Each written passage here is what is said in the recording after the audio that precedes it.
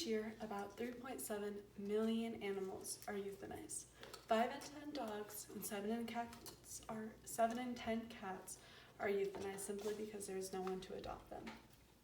I have worked at 2 shelters and I have volunteered for over 50 hours at a local humane society. I have firsthand dealt with and seen shelter dogs. This topic relates to everyone and everybody in their everyday lives who has crossed paths with, encountered, owned, or seen, or pet, or anything to do with animals. So why not learn a little bit more about these animals that we share life with? Just like you, I've seen the puppies at the pet stores. I've bought the calendars that had varied puppies and dogs for each month. And I've set the family computer wallpaper to a golden retriever. But I want to share some secrets about adopting a dog from a shelter. Adopting a dog is more than an exchange for money for fur. This speech will provide you with more than enough information on how to adopt your very own dog. There are many details that need to be discussed and critically thought about before adopting a dog. You want to make sure that financially you are ready. You have time to care for ultimately another child or your first child. And lastly, knowing what dog is the best fit for you. First, I need you to think about this long and hard. Would you rather spend thousands of dollars or just a couple hundred on the same thing? Wasn't hard, was it? Well, when adopting a dog from a shelter, you cut the price incredibly, but that still doesn't mean everyone can afford it. There are many other costs that are still included. You have to have veterinary costs for yearly visits, monthly visits, whatever your dog really does need. You also have your own bills to pay. You have groceries, you have gas. If you have children, you might have to be paying for college soon, which is very expensive. There are many other expenses that do not just come straight with a dog. Just remember that a dog is not just a baseline fee. There's many additives that come with it. This isn't to discourage you, it's mainly just to inform you about financially what all is involved.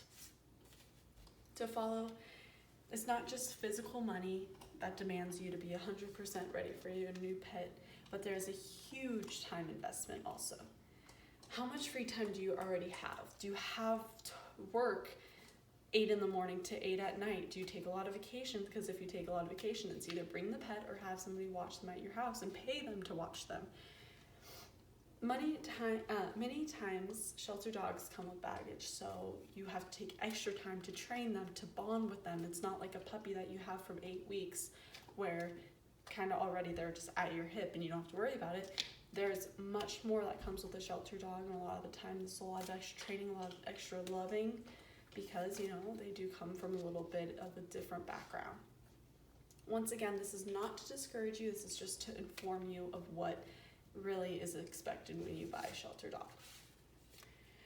Lastly, a key ingredient in adopting a dog is finding one that is the good fit for you and your family, or for you and your boyfriend, or for whoever is going to be involved in this dog's life. Now, even though there are thousands of dogs in shelters right now, that does not mean you have those thousands of choices.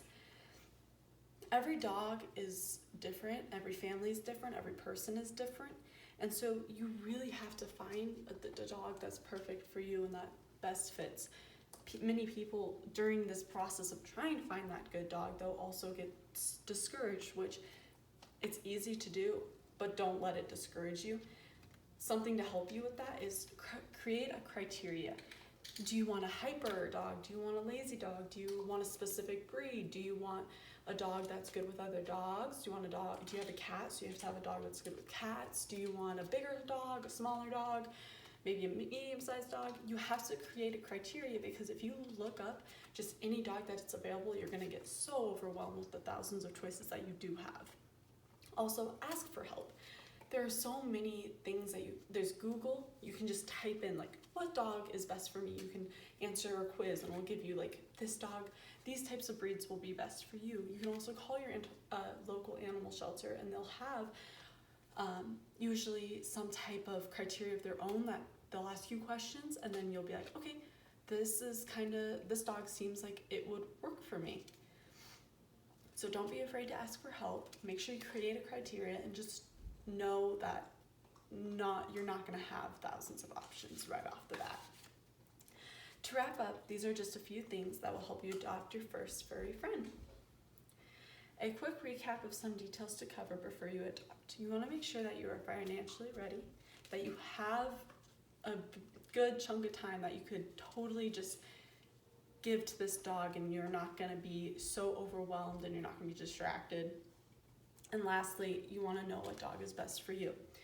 Now you see, yes, there's an exchange for money, but there's also an extension of the family that goes beyond just an accessory. Now you will have most of your information you need to go adopt your next dog. If at any time in your future you have loads of money, tons of extra time, and you just kind of could use a cuddle buddy, just hit up your local animal shelter. There are many eager cuddle applicants just waiting to meet you. And now you have all of the knowledge that you need to adopt. Why not use it?